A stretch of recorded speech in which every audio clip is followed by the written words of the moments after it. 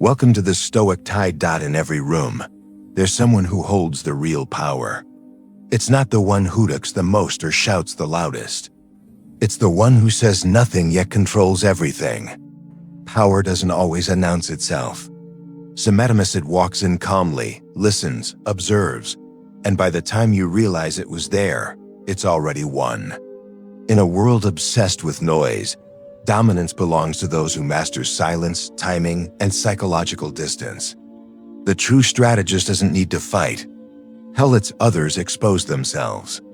This isn't about manipulation. This is about self-mastery, emotional intelligence, and learning how to outsmart anyone, not through conflict, but through absolute control over yourself and your mind.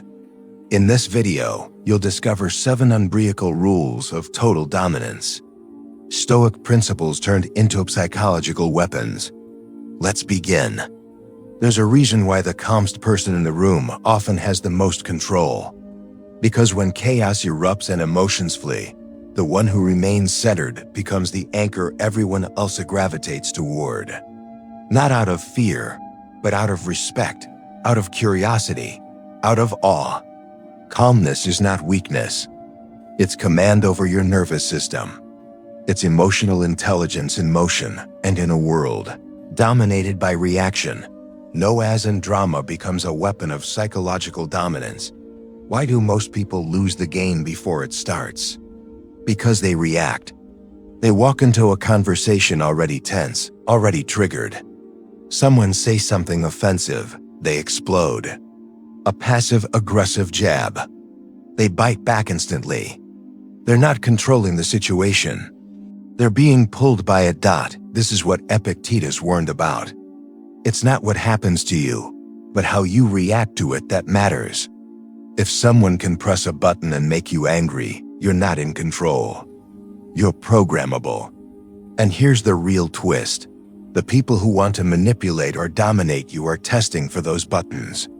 They're watching how fast you out-offend yourself, how easily you get offended, whether your face changes when they mention something you're insecure about. Every visible emotional reaction gives away a part of your strategy until you're replaying with your hand wide open. Calm is not natural. It's trained.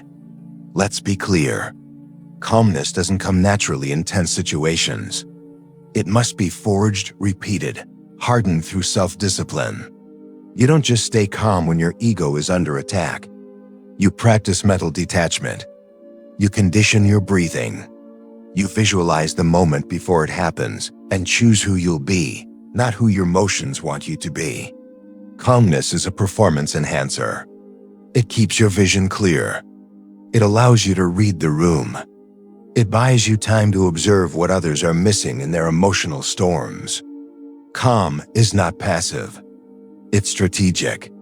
Some people mistake calmness for indifference. They assume you're passive, you're weak because you don't fight back. Because you don't clap back instantly on social media. Because you let someone talk without interrupting.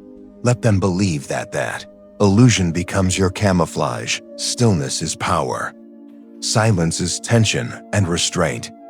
Real muscular restraint is terrifying to the insecure because when you're calm, they don't know what you are thinking. They don't know how much you know. They can't read you. And people fear what they can't read. That's where your advantage begins in negotiations, in relationships, in conflict. The one who controls their tone, their timing, their tension controls the game. Real-world example, the boardroom breakdown picture. These 2 executives are pitching a high-stakes partnership. One of them is loud, animated, selling hard, throwing in jokes, energy, pressure. The other sitting still watching, occasionally asking precise questions. 10 minutes in, the loud one starts unraveling, rambling, overselling. The calm one, he leans forward once, drops one line. You've given me a lot of enthusiasm, but very little data. Boom. Silence. Game over. That's calm power. It doesn't need volume. It doesn't beg for attention. It waits, then strikes with precision. Build your fortress. The rituals of Stoic calm. If you want to own the room without speaking a word, you need daily practices that sharpen your emotional control. Start here. 1. Morning silence. Don't touch your phone for 30 minutes after waking. Sit with your mind. Let it settle. Learn to listen before reacting. 2. The pause rule. Whenever someone says something triggering, pause. Count 3 seconds before responding, or don't respond at all. 3. Reflective journaling every night. Ask yourself, when today did I lose my calm? What triggered me? Name it. Learn from it. Make it powerless. 4. Cold exposure. Yes, cold showers or ice baths. Not for TikTok, for training your nervous system to stay calm under stress. 5. Control breathing box. Breathing 4 seconds in, hold 4 seconds out, hold. This resets your mind during pressure. Make it Aeroflex. Remember this when you stay calm. You outsmart emotional traps. Hiddens control the tempo of every interaction. While others burn energy trying to dominate through noise, you dominate through presence. You don't need to raise your voice when your aura already commands the room. Calmness is rare, and anything rare becomes valuable. So train yourself to be the still eye of the storm. Let the chaos swirl around you, not within you. Because the man who stays calm doesn't just survive the battle, he owns the battlefield. If you want to outsmart someone, you don't fight them. You observe them. Let them speak first. Let them reveal their mindset, their fears, their insecurities while you remain still. Cue it. Unreadable. Because in any game, whether it's business, power, love, or influence, the one who speaks first reveals their hand. The ancient art of strategic listening. The Stoics taught this before psychology ever caught up. It is better to remain silent and be thought a fool than to speak and remove all doubt. But this isn't just about not speaking. It's about listening with intent. Listening not to reply. Budo extract. When someone talks, they unconsciously tell you what matters taught them, what they're trying to hide, what they hope you won't notice. Most people can't help it. They leak clues constantly in their tone, their rhythm, their word choice. And when you're calm, centered, and unreactive, you catch it all. You learn more by saying less. You gather intel while they reveal strategies. That's psychological warfare disguised as humility. Let insecurity do the talking. Here's the paradox. People want to impress those they think are above them. So if you carry yourself with quiet confidence, not arrogance but true inner power, people will talk to prove themselves to you. They'll overshare, overcompensate, over-explain their plans, motives, and weaknesses. And the best part, they won't even realize they're doing it. You're not interrogating them. You're simply letting silence do the heavy lifting. Insecure people fear silence. They fill it with words, and those words betray them. Real-world example, the subtle trap. Imagine you're negotiating with someone. Instead of jumping in with your offer, you simply say, "Tell me what you're looking for." Then you listen. They'll likely overt talk trying to sound confident. But in the process, they'll tell you their real priorities. They'll reveal what concessions they're afraid of. They might even mention what deal they don't want, which gives you your target. Now you know the terrain. While they know almost nothing about you, that's not luck. That's leverage. And leverage always favors the patient. Use questions as soft weapons. A well-placed question is more dangerous than a sharp accusation. Why? Because questions don't provoke defenses. They invite exposure. Try these. What makes you say that? Why do you think that matters? How did you come to that conclusion? These are rent attacks. They're mirrors. And most people aren't ready to see themselves clearly if someone's lying, manipulating, or hiding something. These calm, innocent questions cause them to trip over their own narrative. They revel in consistencies. They sweat. They start rambling. Meanwhile, you're just sitting there watching. Practice the Stoic poker face. None of this works if your own face is apple bored. If your eyebrows jump every time you hear something surprising. If your tone changes when someone offends you. If your posture shifts every time a topic touches your ego, you've lost your edge. So train your neutrality. In conversations, keep a relaxed jaw. Let silence be your power. Respond slowly, intentionally, like someone with nothing to prove. This isn't fake. This is self-mastery. The strategic power of I don't know. Here's one of the most powerful phrases in psychological dominance. I don't know. What do you think? It makes people drop their guard. They assume you're not a threat, so they keep talking and exposing. Meanwhile, you're in total control. Your advantage is hidden. Keep it that way. The biggest mistake you can make when you feel confident is to show it too early. You'll be tempted to flex your knowledge, to correct people, to win small arguments, but that reveals your level. You want them wondering, what's he really thinking? Why isn't she reacting? Is he seeing something I'm not? That uncertainty. It breeds caution. It forces respect. And that's how you dominate without ever raising your voix. Final thought. In a world where people are addicted to being heard, choose to be the one who listens. Let others fall in love with their own voice while you fall in love with information. Because when the time comes to act, you won't need noise. You'll already know exactly where to strike and how hard. You can't outfight someone who knows your every move. But you can always outmaneuver someone who's too eager to show you theirs. That's how the quiet win. That's how the calm conquer. That's how the wise dominate. True power doesn't announce itself. It doesn't shout. It doesn't seek validation. It simply is steady, silent, and undeniable. The greatest leaders don't lead by command. They lead by presence. They don't have to say, follow me. People just do. And that is your next advantage. To shape outcomes without forcing them. To influence minds without needing credit. To lead without showing your hand. Influence is stronger than control. The insecure seek control. They micromanage. They dominate with volume. They try tune people. But what's the result? Resistance, rebellion, fragility, the powerful. On the other hand, influence. They inspire direction without ever issuing orders. They plant ideas, not commands, into the minds of others. They suggest, not dictate. They ask, not order. They listen, not perform. That's psychological leadership, and it's far more effective than brute control. Be the invisible hand that shapes the room. When you walk into a room with presence, people adjust. They sit straighter.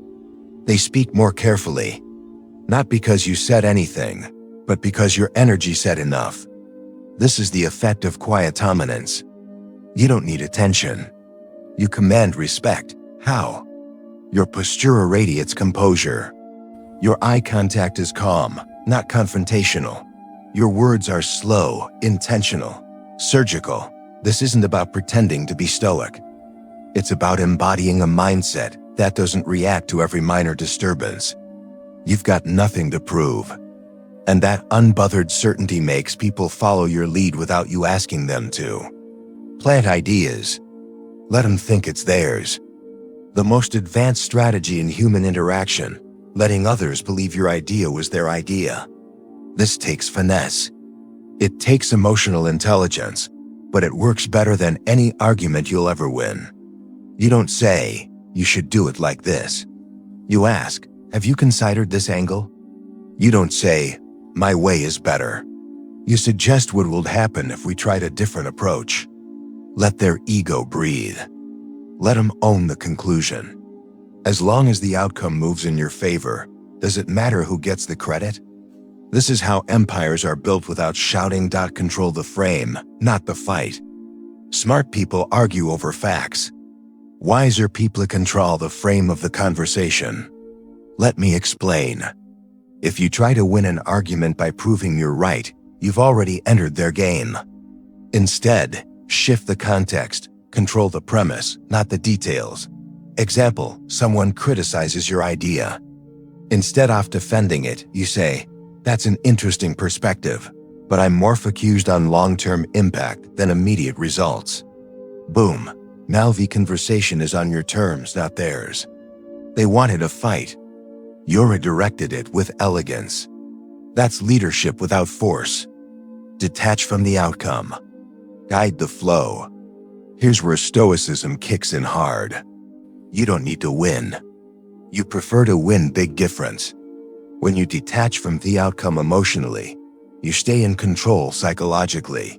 You're not desperate to convince. You're not afraid to walk away. You're not shaken if your idea gets ignored because you know it will come back around. This mental freedom gives you the flexibility to navigate any social, political, or emotional arena with clarity. You flow, not force. You guide, not grab. And those who are frantic to win short-term arguments, they exhaust themselves. You, on the other hand, conserve energy and win the long game. Real-world power, the Marcus Aurelius strategy. Marcus Aurelius didn't bark orders. He didn't manipulate people with threats. He led with reason, with dignity. With example. When generals failed, he didn't humiliate them. He asked questions, he listened. He adapted because he knew a true leader never needs to flex. Their salts speak louder than the ego ever could. Apply that today. If someone opposes you, don't react. Instead, ask for their view. Let them speak fully. Thank them for their honesty. Then shift the direction subtly. Because once emotion is lowered, reason takes the throne. And once reason leads, you win quietly. Final thought. Those who always need to prove they're right have already lost.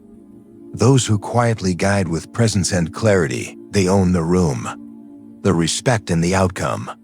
Remember, the most dangerous piece on the board isn't the one that moves the fastest. It's the one that no one sees coming. Be that piece. Lead silently, influence radically, and outsmart anyone without ever needing to show your hand. There's a reason empires fall, because they were built on speed, not strength, on ego, not endurance. And there's a reason legends last, because they were forged in patience, built with clarity, and strengthened through storms. This issue the wise outsmart the world. They play the long game. Most people are addicted to the now. Look around you. People are in a rush to get rich, a rush to be noticed, a rush to win today. But what happens? They burn out. They chase noise. They trade long-term greatness for short-term dopamine. It's like trying to win chess by only thinking one move ahead. You might win a piece, but you'll lose the board. The Stoic advantage. Think in decades, not days. The Stoics taught one of the most strategic truths ever spoken. Don't aim to seem wise, aim to become it. Epictetus. You don't need to impress anyone now. You need to become someone undeniable later. That means you skip easy applause.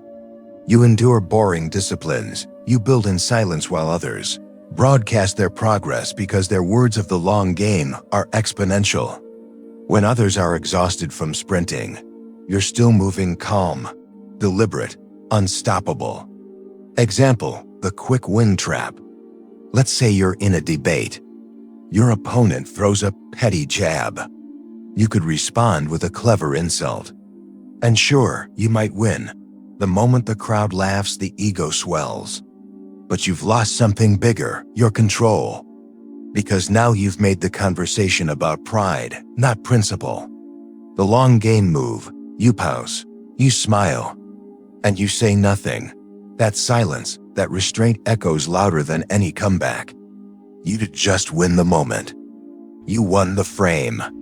You established yourself as the higher presence. The one who doesn't need to bite back because you're not threatened. That's the kind of victory they remember long after the noise dies. The compound effect of strategic silence. Think of every small decision you make like a drop of water. Each drop seems insignificant, but over time they form oceans. This is the power of delayed gratification, and it terrifies people who live for the quick fix. You invest in skills. You sharpen your mind. You manage your emotions. You save your energy. While they chase applause, you build leverage. While they chase followers, you build influence. While they chase revenge, you build peace. In the end, the one who can wait without withering always outlasts the one who needs to win. Now, when you master patience, you master power. Most people act on impulse. They say the first thing that comes to mind. They respond to every provocation. They leap at the first opportunity, even if it leads nowhere. But you're built different. You wait. You listen longer than they expect. You observe longer than they can handle. You prepare longer than anyone believes necessary. And when you act, it's decisive. It's final. It's dominant. Because you weren't reacting, you were calculating. Marcus Aurelius played the long game. The most powerful man in Rome wrote this in his private journal. A cucumber is bitter, then throw it away. There are brambles in the path, then go around. That is enough. Don't demand the world conform to your expectations. Translation: don't let temporary discomfort knock you off course. The Stoic leader knows life is long. Ego is impatient. Choose life. That's the mindset of someone playing for legacy, not likes. Winning insolence while they burn out loud. People will mock your discipline. They'll call you boring, too serious, too calm.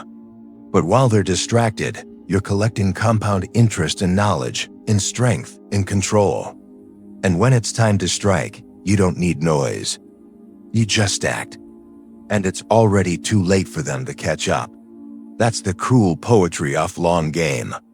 The ones who laughed at your patience will be the ones begging for your guidance. Final thought. Short-term thinkers need to win the room. Long-term thinkers build the entire building. Don't trade depth for speed. Don't trade endurance for ego. Don't trade clarity for applause, because the one who plays the long game wins without rushing, influences without pushing, and dominates without trying. Let them chase the moment. You're chasing mastery. Power doesn't come from aggression. It comes from composure, from being thickest one in the room while everyone else is busy reacting. The truth is brutal but clear. The person who controls their emotions controls the environment in business, in love, in arguments, in life. The most powerful player is never the loudest. It's the one who doesn't flinch, the one who's calm and settles others. Emotion, your greatest ally or your greatest weakness. You aeronaut your emotions, but if you don't master them, they will own you. When Simeon offends you, your instinct is to retaliate. When you're scared, your mind screams to escape. When you're hurt, the ego demands validation, and this is the trap. The moment you react without thinking, you've given them control of your mind. You've handed them the remote to your inner peace. And that's how most people lose. Not from lack of intelligence, but from lack of emotional discipline. The narcissist's playground, your emotional triggers. Let's break it down. Manipulators, narcissists, toxic people. They thrive on emotional reactivity. They test your buttons. They poke at your insecurities.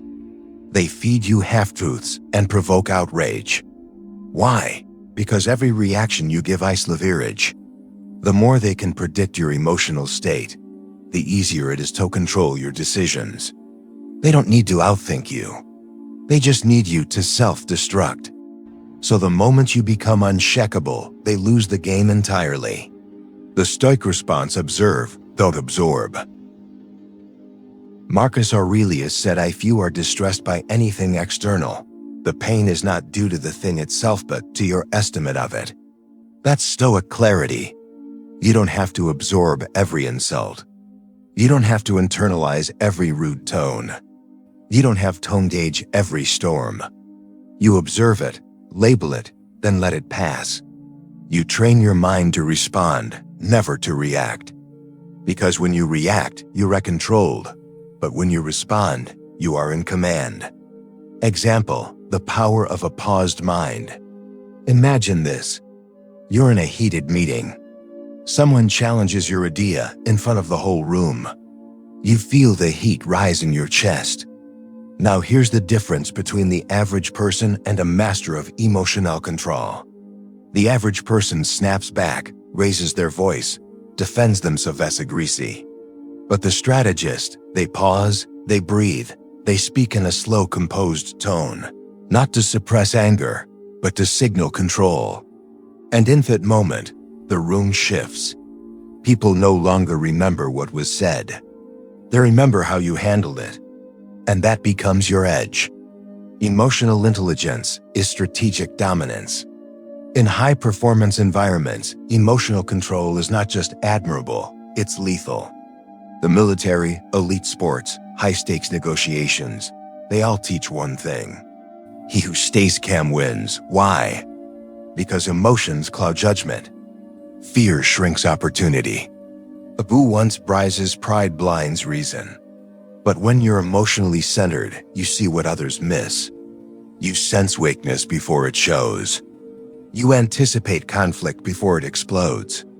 And most importantly, you become impossible to manipulate. Story time. The unbothered leader. There's a story of a general whose troops were ambushed. Everyone panicked, screaming, confusion. But the general, he sat quietly boiling tea. His officers yelled, "We're under attack," he calmly replied. "You make better decisions with a clear mind and warm hands." Later, he led the troops to a flawless counterattack because he waited until the storm passed, inside for confronting the storm outside.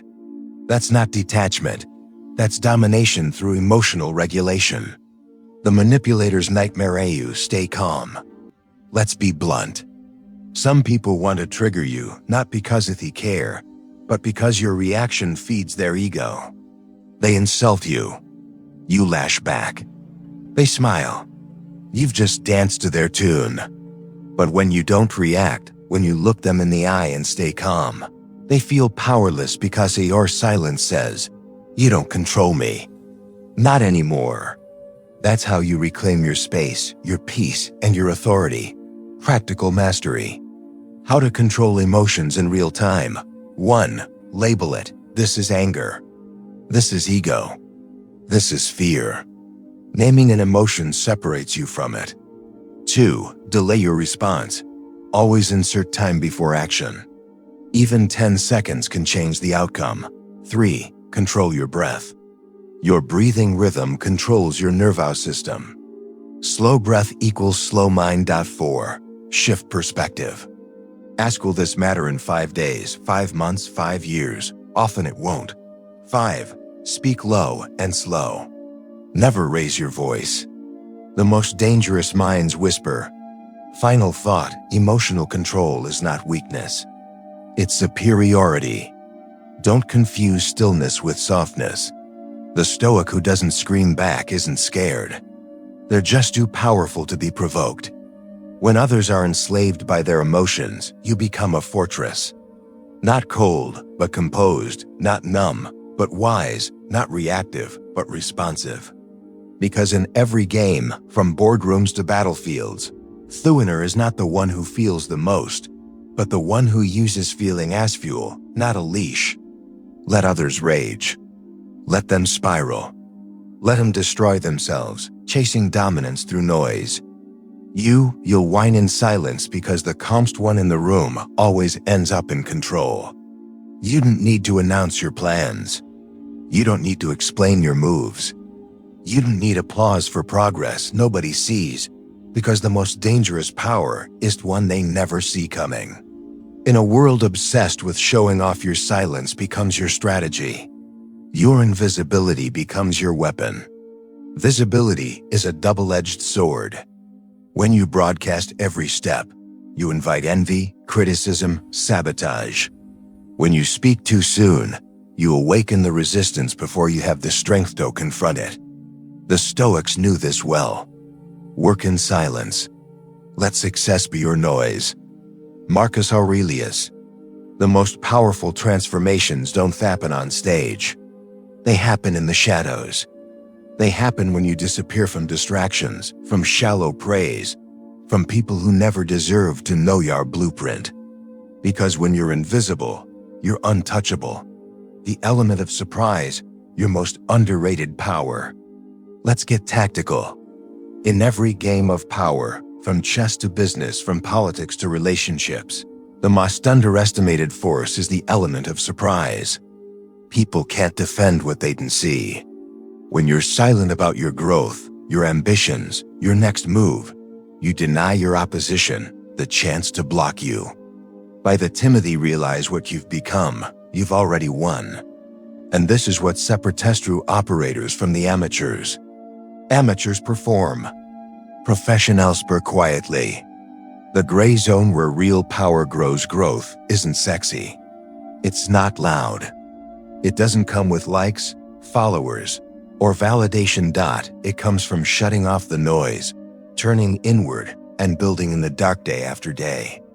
This is the gray zone. A place of solitude, a place of sacrifice, where nobody claps, nobody sees, and nobody understands. But that's where your edge is forged. While others are busy competing in the spotlight, you're building weapons in the basement. And when you finally emerge, it's too late for them to react. Example, the quiet rise of a lion. Let's paint a picture. You're in a company where everyone is busy proving themselves, talking, posturing, showing off. But you study, you build skills in silence. You observe the system, the power structures, the weaknesses. You don't beg for recognition. You don't expose your ambition. Then one day, when the right opportunity opens, you strike with precision. Not emotionally, not impulsively, but strategically. And they say, where did this come from? That's the point. They were looking in the wrong direction the whole time, because you played the long game in silence. Your silence will confuse the weak. Weak people need constant validation. They panic in silence. They fear not being seen. But silence isn't your weakness. It's your discipline. It means you are not here to impress. You're here to execute. Every day you stay silent about your moves. You sharpen the blade. Every day you resist the urge to overshare. You train your focus until you become a ghost in the game, unseen, unpredictably, and unstoppable. Modern Stoicism, strategic invisibility. The Stoic doesn't parade strength. He doesn't need to be understood, liked, or acknowledged. He remains grounded in this truth. The more you say, the more you give away, the more you show, the more they can aim at. Modern Stoicism isn't just about calm. It's about camouflage. It's about learning to operate without ego, to master yourself in secret, to become so dangerous that you never need to prove it. Tactic: leave no clues. Let's get practical. Here's how to become invisible in a world that craves attention. 1. Keep goals private. Never announce before execution. Not because you're secretive, but because you're strategic. 2. Withdraw emotionally. Don't react. Don't defend. Don't explain. Keep them guessing. 3. Build in isolation. Create without applause. Transform in silence. 4. Play dumb when needed. Don't reveal how much you know. Let them underestimate you. 5. Detach from validation. The less you need to be seen, the more powerful you become. Psychological warfare. The art of unreadability. Being unreadable is a power play. When they can't predict your next move, they can't prepare for it. When they can't read your emotions, they can't manipulate you. And when they know what drives you, they'll never be able to stop you. The Stoic warrior is unreadable, not because he hides, but because he's free from the need to be seen. His silence isn't passive. It's surgical. Final thought: let your victory be the first time they see you. By the time they notice, by the time they ask, how did you do it? By the time they try to copy your moves, it's already too late. You've outgrown their tactics. You've surpassed their games. You've become Ointakokal. And all of it was built in the dark. So stay low. Move smart. Say nothing. Let them underestimate you. Let them believe you've fallen off. Then rise like thunder from a storm they never saw coming. In a room full of egos, the most brilliant player is the one who doesn't look like a threat. He play dumb. Praises others. He hides the dagger behind a smile. Because true dominance isn't about looking powerful. It's about being powerful without needing the room to know it. Visibility triggers insecurity. There's an ancient law of power and it's brutal. Never outshine the master. Robert Greene, 48. Laws of power. You may think excellence is always rewarded. But in reality, when you shine too much, you don't earn admiration. You awaken insecurity. Your boss, your partner, even your closest friend can feel threatened by your light if it casts a shadow over theirs. And when that happens, they don't praise you. They sabotage you. They don't say thank you. They say, "Who do you think you are?" The Stoic response: outsmart, not outshine. The Stoic isn't here to steal the spotlight. He doesn't feed on applause, ego, or recognition. He studies people. He reads the emotional temperature of the room, and he adapts. He learns how to play small while preparing big. He acts humble while calculating everything. This isn't deception. It's psychological aikido. Let others feel superior while you sharpen the blade. Example: the strategist in the shadows. Picture this. You work in a team where one person constantly takes credit. They dominate meetings, interrupt others, and treat silence as submission. Most people either fight back or shrink, but not you. You compliment them. You let them feel important. You offer ideas subtly, allowing them to deliver them publicly. Then one day, they fall. And guess who's already trusted, respected, and positioned to rise you? Not because you demanded attention, but because you earned quiet leverage while they were too busy performing. Rule of the quiet assassin. The smartest operator uses a three-phase method. 1. Observe the power dynamics. Know who's insecure. Know who's watching. Know who needs to feel superior. 2. Strategically dim your light. Don't reveal all your skills at once. Don't correct someone who's wrong unless it serves a purpose. Don't always speak first or loudest. 3. Build behind the curtain. Cultivate relationships. Accumulate knowledge. Sharpen your edge. So when the stage is empty, you're ready. Why most people fail this rule? They want recognition too early. They can't tolerate being underestimated. They react to every slight. They need to be right. They forget power is like heat. The more you reveal, the more you're measured, targeted, attacked. Stoic dominance is different. It plays long game. The Stoic doesn't mind being overlooked. He prefers it because it keeps him out of the crosshairs until it's too late to stop him. Let others shine until their shine burns them. You don't need to dim others. Let them shine too brightly. Let them burn with the need to be seen. While they chase approval, you chase understanding. While they perform, you position. And when they fall from exhaustion, eager exposure, you step in calm, ready, silent, and no one will call you lucky. They'll call you the only one left standing. Self-mastery over ego. The biggest threat to this principle, your own ego. When someone underestimates you, your pride wants to retaliate. When someone steals your idea, your pride wants to expose them. When someone ice louder, your pride wants to silence them. But the Stoic doesn't need to win the moment. He's playing for the war. Every time you resist the urge to prove, you invest in your own quiet invincibility. Psychological mastery. Don't be a threat. Be the solution. When people feel threatened, they block you.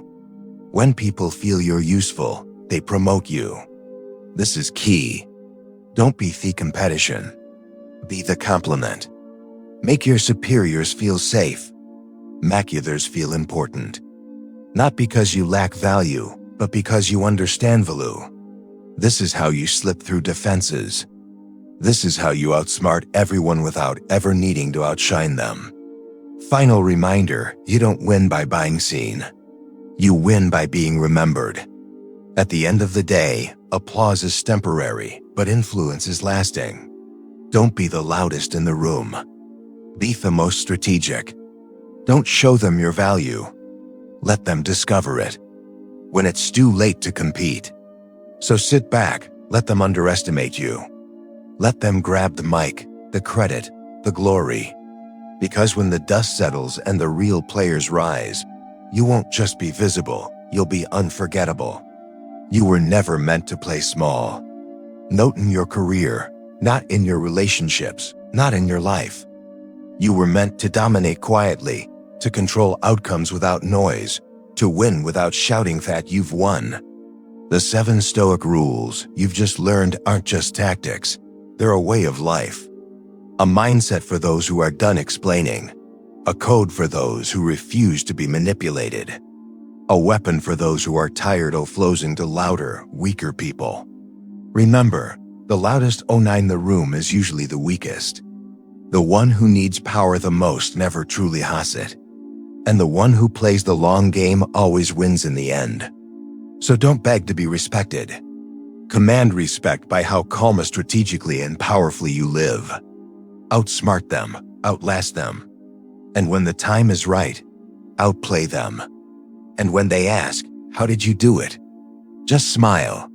Because the strongest don't explain, they execute.